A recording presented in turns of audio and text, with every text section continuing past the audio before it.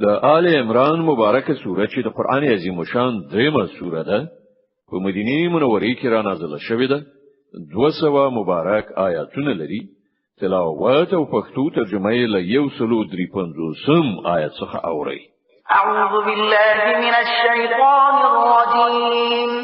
پناه وړم الله تعالی شړل شوی شیطان څخه بسم الله الرحمن الرحیم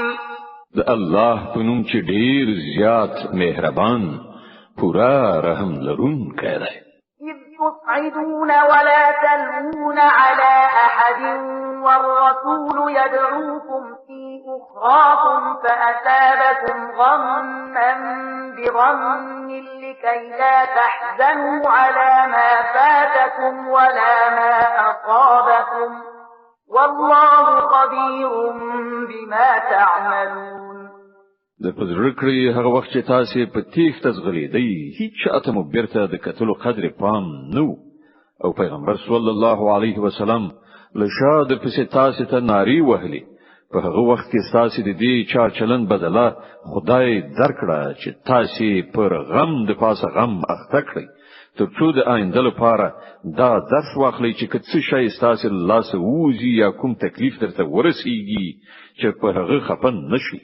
الله ستاسو د ټول کړو څخه خبر ده ثم انزل عليكم من بعد الغم أمنة نعاسا يغشى طائفة منكم وطائفة قد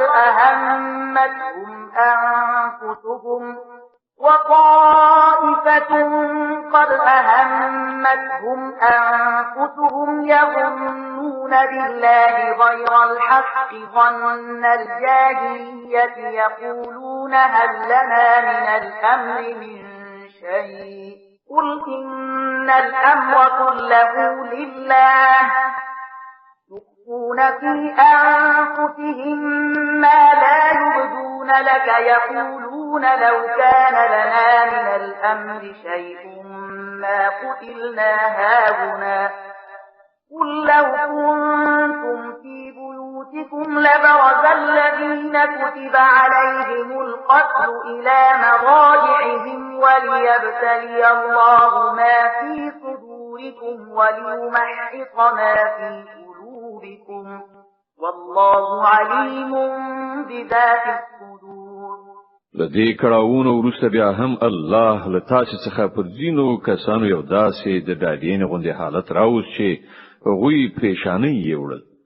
یو بل ډله چې هغه ته یوازې همدا خپل ګټي ارزښت درلود د الله په باب رنگارنګ جاهلانه انګیرنې کولې چې له سر تر پایه د حق پر خلاف وي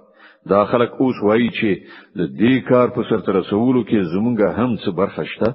دوی ته وایا د هیڅ پکې هیڅ برخه نشته د دې کار ټول واکمنۍ د الله په لاس کې دي په اصل کې چې د خلکو کومې خبرې په زړونو کې پټې ساتلې دي هغه تاسو نه څرګندوي د دوی اصلي هدف دا دی چې د مشرتابو په واکمنۍ کې زموږ څه برخه وایو دلته به نه وجل کیدو دوی ته وایي چې تاسو په خپل کورونو کې هم وایو د کوم کسانو چې مرګ لیکل شوی وو هغه په خپل د خپل وجل کېدو ځایونو ته راوتل او دا پیښه چې وشوه دا د دې لپاره و چې کوم شی چې تاسو په سینو کې پټ دی الله هغه وازمای او تاسو په زړونو کې چې کوم خیره دی هغه را بصیره کړی الله د زړونو په حال ډیر ښه پوهیږي ان الذين تولوا منكم يوم التقى الجمعان إنما استزلهم الشيطان ببعض ما كسبوا ولقد عفى الله عنهم إن الله غفور حليم لتاسنه کوم خلکو چې د مقابلې په ورځ شاړه ولې و د هغو د دې تیر وتلو سبب دا و چې د هغو د دینو کمزوري له عمل شیطان د هغو په کې خوې ولې وي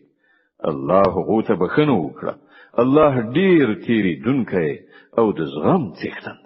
يا أيها الذين آمنوا لا تكونوا كالذين كفروا وقالوا لإخوانهم إذا ضربوا في الأرض أو كانوا غزا لو كانوا عند عندنا ما ماتوا وما قتلوا ليجعل الله ذلك حسرة في قلوبهم والله يحيي ويميت والله بما تعملون بصير. ای مؤمنانو، کافرانو غوندې خبرې مکوئ چې کله هغو دوستان او خپلوان کله کوم سفر ته ځي یا په جګړه کې برخه اخلي او هلته له کومې پیښې سره لاس او ګریوان کیږي، نو هغوی وایي چې که هغوی له موږ سره وای نو نه به مړ شوي او نه به وژل شوي. الله دا ډول خبرې د هغو په زړونو کې د غم او افسوس وسیله ګرځوي. که دا نوی نو په اصل کې د مرګ او ژوند واکواله همدا الله دی او هغه ستاسو د ټولو حرکتونو څارونکی دی. ولئن قتلتم في سبيل الله أو متم لمغفرة من الله ورحمة خير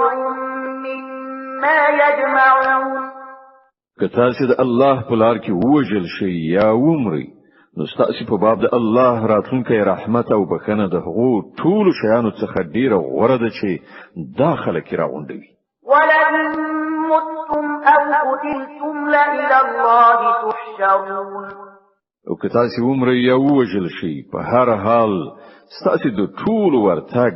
د همدې الله لوري ته دی. فبما رحمة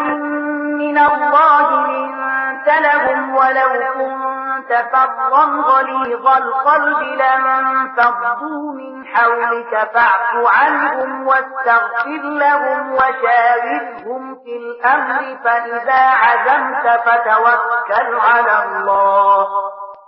إن الله يحب المتوكلين. ای پیغمبره، دا د الله لوی رحمت دی چې ته د دې خلکو لپاره ډیر نرم خویا جوړ شوی. که داسې نه وای او ته تند خویا او سخت زړه وای، نو دا ټول به ستاسو شاو خوانه خواري شوی. د دوی خطاوي وبخه، د دوی لپاره بخښنه وغواړه او هغوی سره هم په خپل کارونو کې مشوره کوه.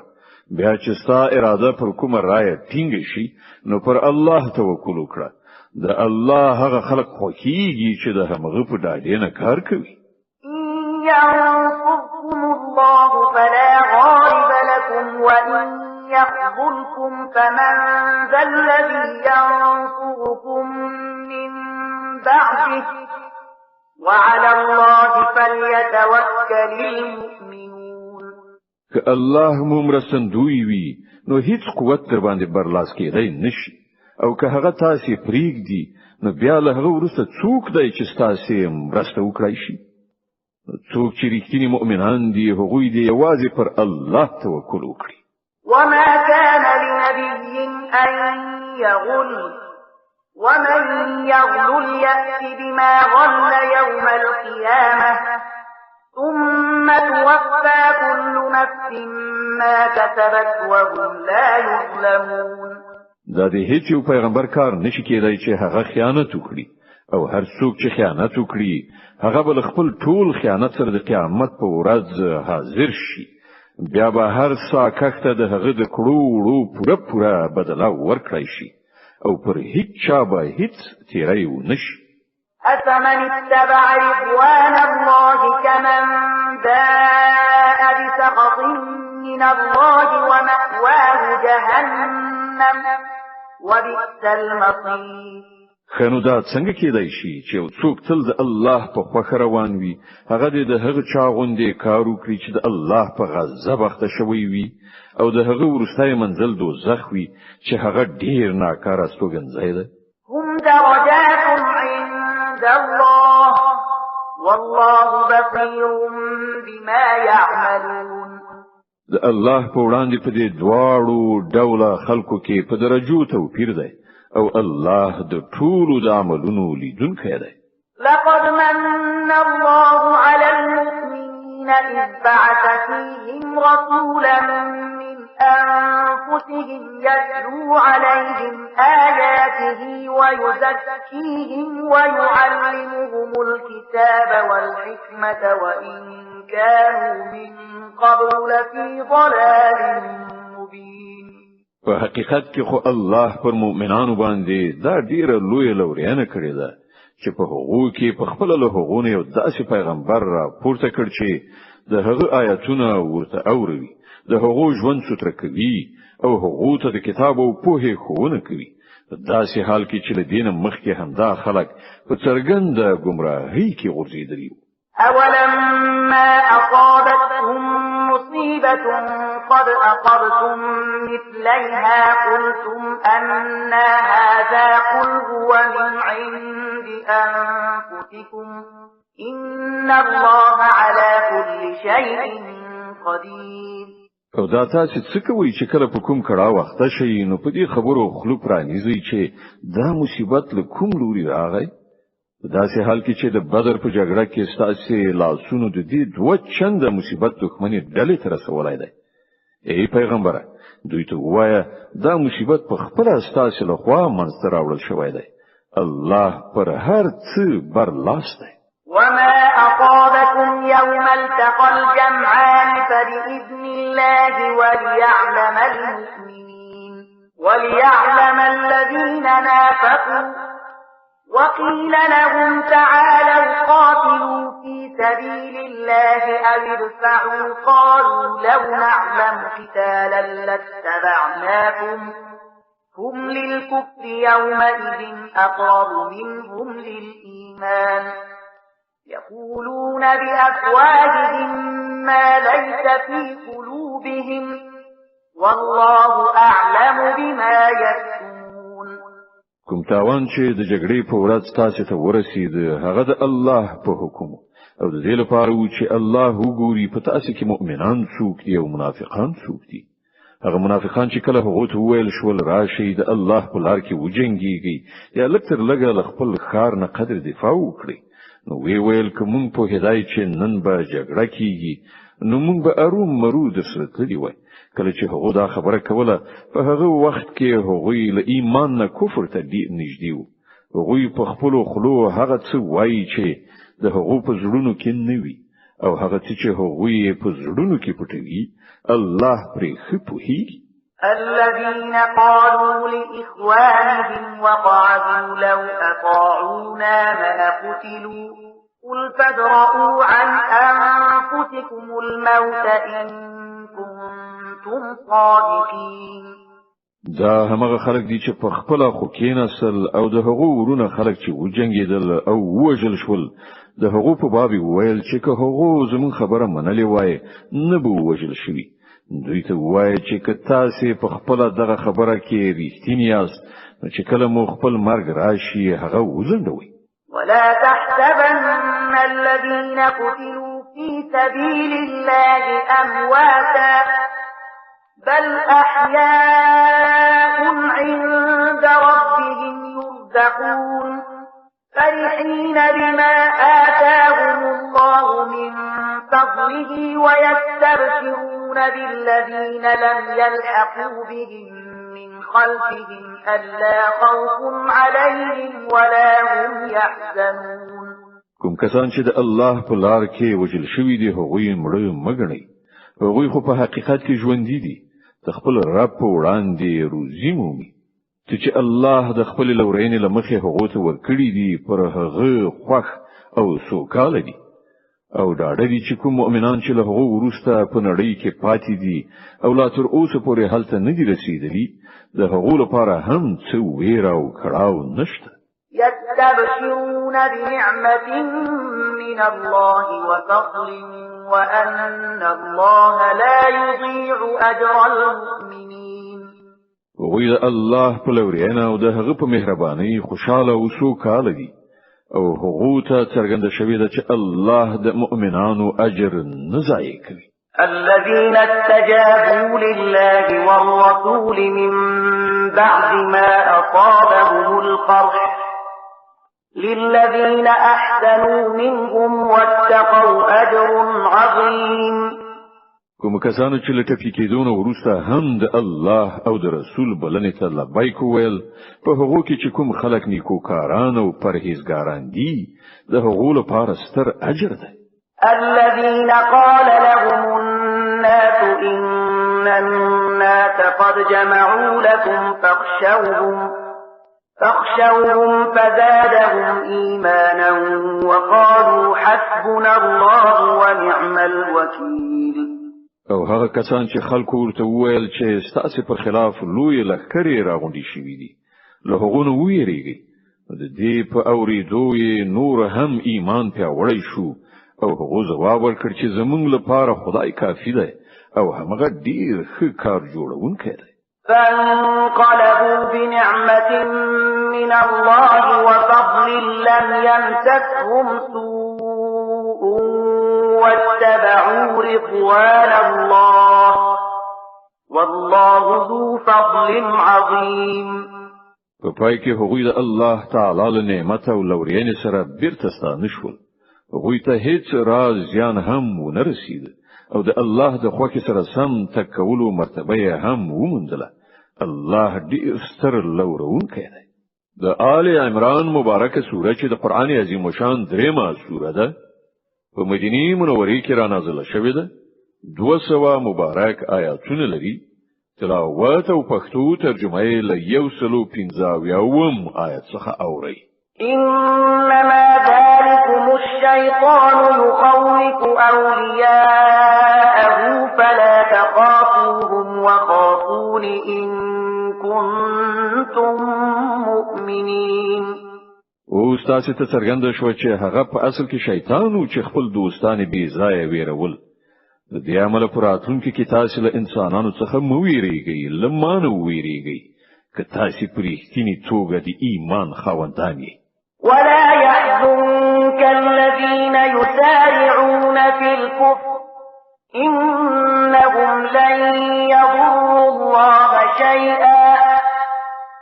يريد الله أن لا يجعل لهم حظا في الآخرة ولهم عذاب عظيم. ای پیغمبره څوک چې نن د کفر په لار کې هاند او هڅه کوي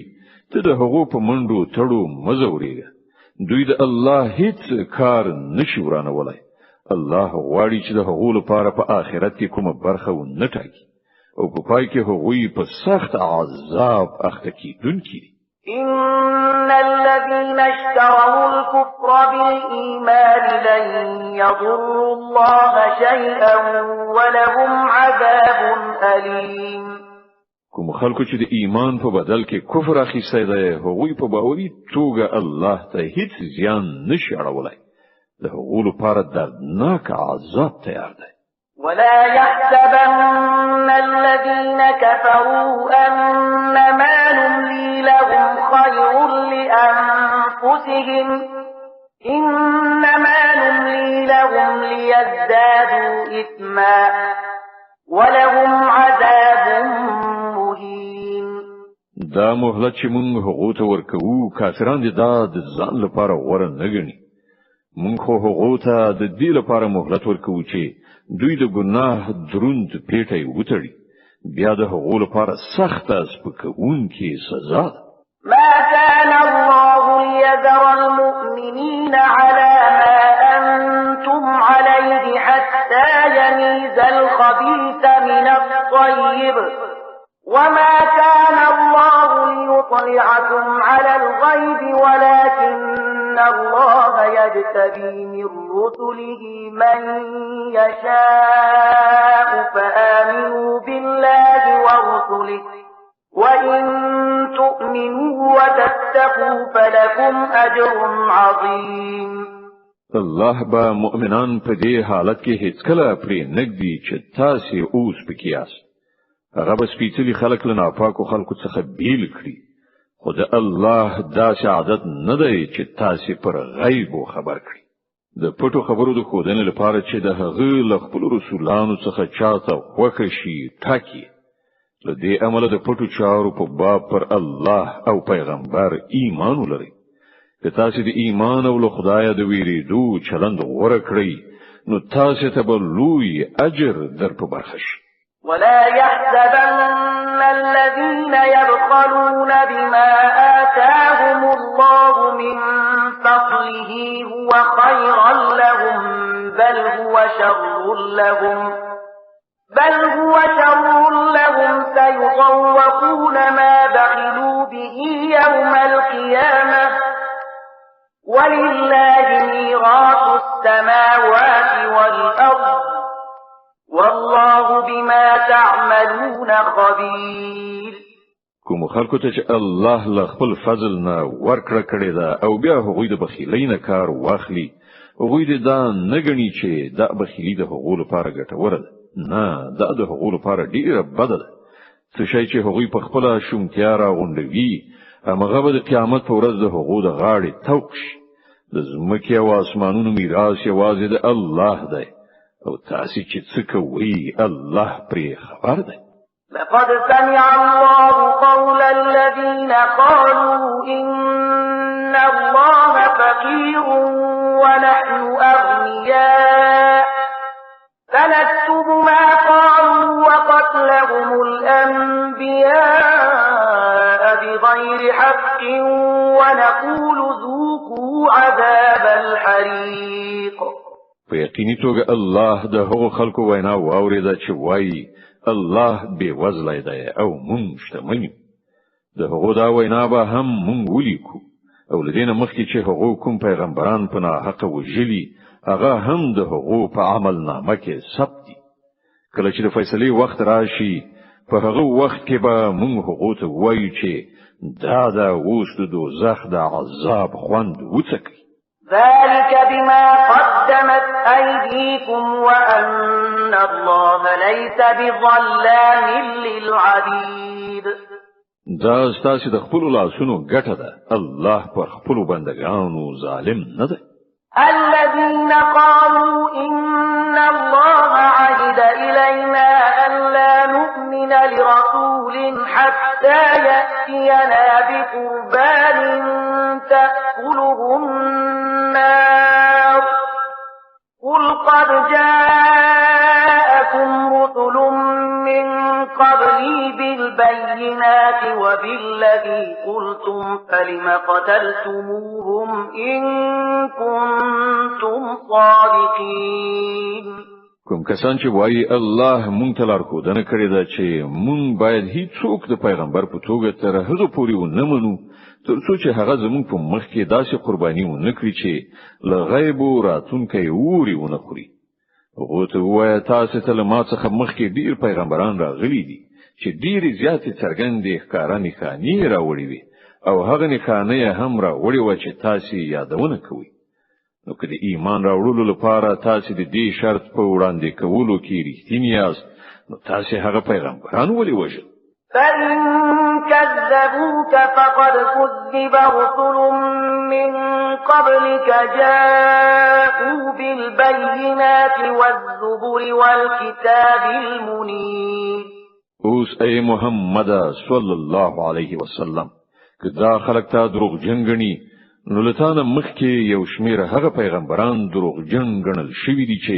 ښکارا څرګندې نښانې صحیفې او روښانونکي کتابونه یې راوړي كل نفس ذائقة الموت وإنما توفون أجوركم يوم القيامة فمن زحزح عن النار وأدخل الجنة فقد فاز وما الحياة الدنيا إلا متاع الغرور په پای کې هر څوک د مرګ خوند سکون کوي او تاسو ټول د قیامت په ورځ د خپل پورا اجرونو مندونکي بریالي اصلا هغه څوک دی چې هلته د دوزخ له اوره وژغورل شي او جنت ته نه ایستل شي پاتې شو دا دنیا دا خو صرف یو غولونکی شی دی لتبلون في أموالكم وأنفسكم ولتسمعن من الذين أوتوا الكتاب من قبلكم ومن الذين أشركوا ولتسمعن من الذين أوتوا الكتاب من قبلكم ومن الذين أشركوا أذى كثيرا وإن تصبروا وتتقوا فإن ذلك من عزم الأمور اے مسلمانان تاسو به مال او سر دواړو په ازموینه کې واچول شي او تاسو بل اهل کتابو او مشرکانو څخه ډیرې زورونکې خبرې واوري که تاسو په دې ټولو حالاتو کې د زغم او له خدای ویری په چلن ثابت اوسئ نو دا د سترې حوصلې کار دی. وَإِذْ أَخَذَ اللَّهُ مِيثَاقَ الَّذِينَ أُوتُوا الْكِتَابَ لَتُبَيِّنُنَّهُ لِلنَّاسِ وَلَا تَكْتُمُونَهُ فَنَبَذُوهُ وَرَاءَ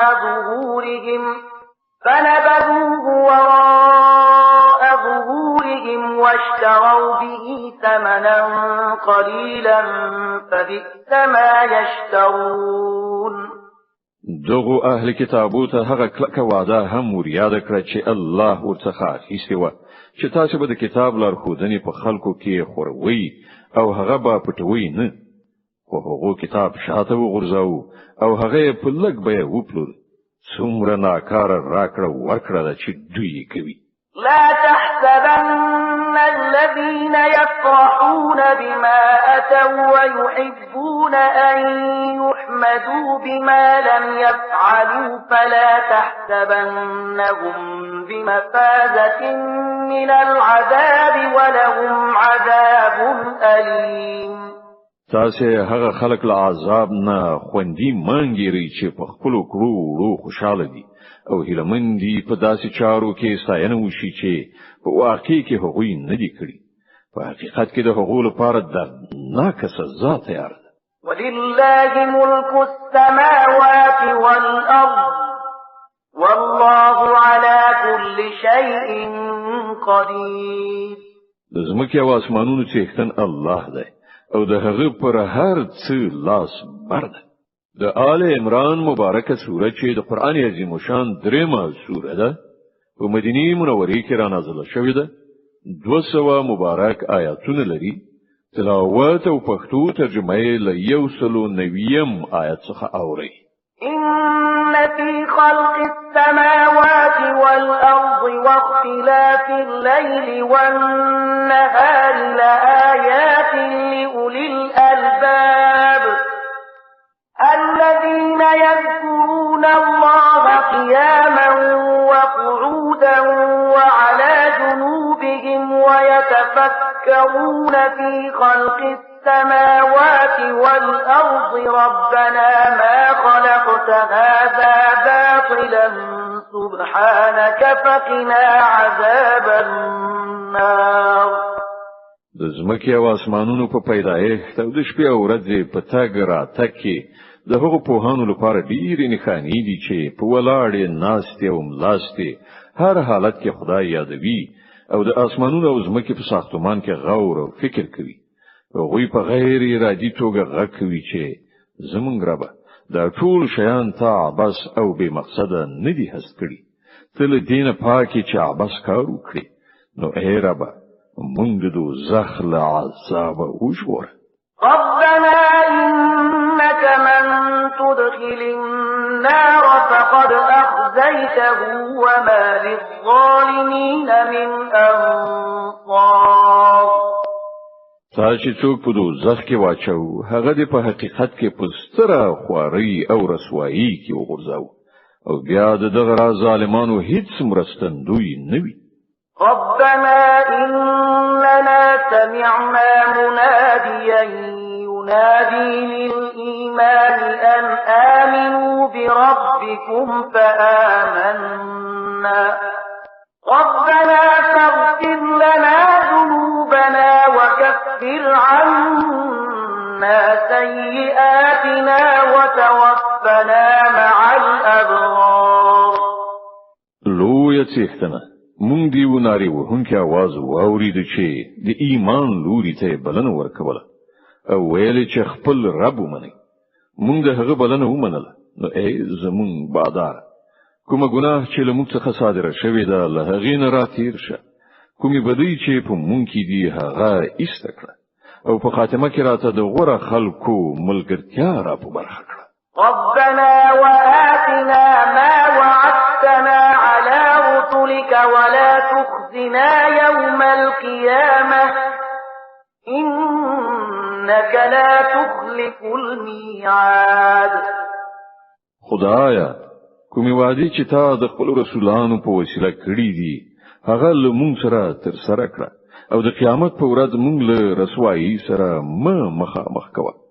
په دې کې شک نشته چې ته له خپل وعدونو مخالفت کوونکی نه. فاستجاب لهم ربهم أني لا أطيع عمل عامل منكم من ذكر أو أنثى بعضكم من بعض فالذين هاجروا وأخرجوا من ديارهم وأوذوا في سبيلي وقاتلوا وقتلوا لأكفرن عنهم سيئاتهم ولأدخلنهم جنات تجري من تحتها الأنهار ثوابا من عند الله والله عنده حسن الثواب. د هغو رب په جواب کې فرمایي زه له تاسو نه د هیڅ یو د عمل ځای کوونکی نه یم، که نارینه وي که ښځه، تاسو ټول ځینې د جینو هم جنس یاست. له دې امله کوم خلکو چې زما په خاطر خپل وطن پریښود او زما په لار کې له خپل کورونو څخه ویستل شول، د هغو ټولې ګناوې به زه ورته وبخم او هغوی به داسې باغونو ته ننباسم چې تر هغو لاندې به ویالې بهیږي. دا د الله په وړاندې د هغو مکافات ده او ډیر غوره مکافات لامدی الله سره دي. لا يغرنك تقلب الذين كفروا في البلاد متاع قليل ثم مأواهم جهنم وبئس المهاد. ای پیغمبر صلی الله علیه وسلم، د نړۍ په هیوادونو کې د خدای د نافرمانو بندگانو ګرځېدل دي تاو نه غولوي. دا صرف د څو ورځني ژوند لږ غوندې خوند دی، بیا به دوی ټول دوزخ ته لاړ شي چې ډیر بد استوګنځی دی. لكن الذين اتقوا ربهم لهم جنات تجري من تحتها الأنهار خالدين فيها نزلا من عند الله وما عند الله خير للأبرار. د دې پر خلاف کوم خلک چې خپل خدای نه په ویریدو ژوند تیروي، د هغو لپاره داسې باغونه دي چې تر هغو لاندې ویالې بهي. په هغو باغونو کې به دوی د تل لپاره اوسي. دا د هغو لپاره د الله له لوري د میلمستیا وسایل دي او چې له خدای سره دي د غوره بندگانو لپاره همغه ډیر غوره. وَإِنَّ مِنْ أَهْلِ الْكِتَابِ لَمَنْ يُؤْمِنُ بِاللَّهِ وَمَا أُنْزِلَ إِلَيْكُمْ وَمَا أُنْزِلَ إِلَيْهِمْ خَاشِعِينَ لِلَّهِ لَا يَشْتَرُونَ بِآيَاتِ اللَّهِ ثَمَنًا قَلِيلًا أُولَئِكَ لَهُمْ أَجْرُهُمْ عِندَ رَبِّهِمْ إِنَّ اللَّهَ سَرِيعُ الْحِسَابِ. په اهل کتابو کې هم څه کسان داسې شته چې الله مني، پر هغه کتاب ایمان راوړي چې تاسو ته لیږل شوی دی او پر هغه کتاب هم ایمان لري چې لدینه مخکې په خپل هغه ته لیږل شوی. د الله په وړاندې سرونه ښکته دي او د الله آیتونه په لږ غونډه بیان نه پلوري. د هغو مکافات د هغو پروردگار سره دي او د الله حساب اخیستنه زندگی نه. يا أيها الذين آمنوا اصبروا وصابروا ورابطوا واتقوا الله لعلكم تفلحون. اے مؤمنان، لزغم نه کار واخلئ، د باطل پرستانو په مقابله کې میړانه وښیئ، د حق د خدمت لپاره ملا ټینګ وتړئ او له الله نه ویریدونکي اوسئ. هیله ده چې بری ومومئ.